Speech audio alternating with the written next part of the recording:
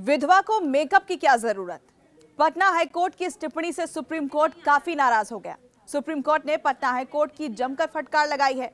Supreme court ने makeup सामग्री और एक विधवा के बारे में पटना हाईकोर्ट की टिप्पणी को अत्यधिक आपत्तिजनक करार दिया है। सुप्रीम कोर्ट ने बुधवार को कहा कि ऐसी टिप्पणी एक अदालत से अपेक्षित संवेदनशीलता और तटस्थता के अनुरूप नहीं है। सुप्रीम कोर्ट 1985 की हत्या के एक मामले में पटना हाईकोर्ट के फैसले के खिलाफ दायर अपीलों पर विचार कर रहा था।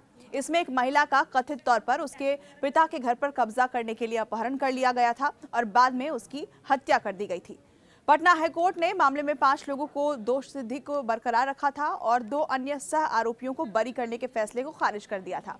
न्यायालय ने दोनों व्यक्तियों को दोषी ठहराया था और उन्हें आजीवन कारावास की सजा सुनाई गई थी, जिन्हें पहले एक निचली अदालत ने सभी आरोपों से बरी कर दिया था।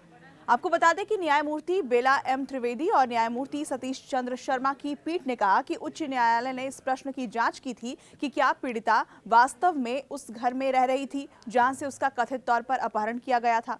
सुप्रीम कोर्ट ने यह भी कहा कि महिला के मामा और एक अन्य रिश्तेदार तथा जांच अधिकारी की गवाही के आधार पर उच्च न्यायालय इस निष्कर्ष पर पहुंचा था कि वो उस घर में रह रही थी।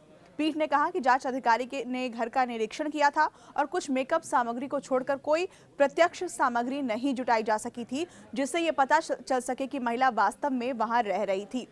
पीठ ने कहा कि बेशक एक अन्य महिला जो विधवा थी वो भी घर के उसी हिस्से में रह रही थी। सुप्रीम कोर्ट ने इस टिप्पणी पर फटकार लगाई। पीठ ने कहा कि हाई कोर्ट ने इस तथ्य पर ध्यान दिया था, लेकिन ये कहते हुए इसे टाल दिया कि चूंकि दूसरी महिला विधवा थी इसलिए जो श्रृंगार यानी मेकअप का सामान है उसका नहीं हो सकता था, क्योंकि विधवा होने के कारण उसे मेकअप यानी श्रृंगार करने की कोई आवश्यकता ही नहीं थी। सुप्रीम कोर्ट की बेंच ने अपने फैसले में कहा कि हमारे विचार में हाईकोर्ट की टिप्पणी न केवल कानूनी रूप से असमर्थनीय है बल्कि अत्यधिक आपत्तिजनक भी है। इस प्रकार की व्यापक टिप्पणी कानून की अदालत से अपेक्षित संवेदनशीलता और तटस्थता के अनुरूप नहीं है, विशेष रूप से तब जब रिकॉर्ड पर मौजूद किसी साक्ष्य से ऐसा साबित न हो। सुप्रीम कोर्ट में यह मामला क्या था ये आपको बताते हैं। पीठ ने कहा कि पूरे घर में मृतक के कपड़े और चप्पल जैसी कोई भी निजी वस्तु नहीं मिली है। पीठ ने यह भी कहा कि पीड़िता की अगस्त 1985 में मुंगेर जिले में मृत्यु हो गई थी और उसके रिश्तेदार ने रिपोर्ट दर्ज कराई थी कि उसे 7 लोगों ने उनके घर से अगवा कर लिया था।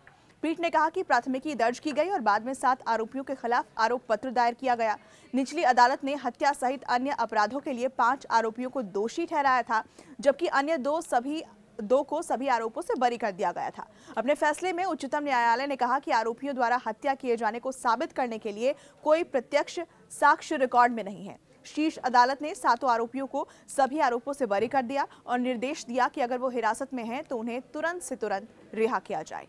ये जानकारी आपको कैसी लगी कमेंट सेक्शन के जरिए हमें लिखकर जरूर बताएं। ऐसी ही बाकी खबरों से अपडेटेड रहने के लिए न्यूज़ 18 इंडिया के YouTube चैनल को सब्सक्राइब जरूर करें।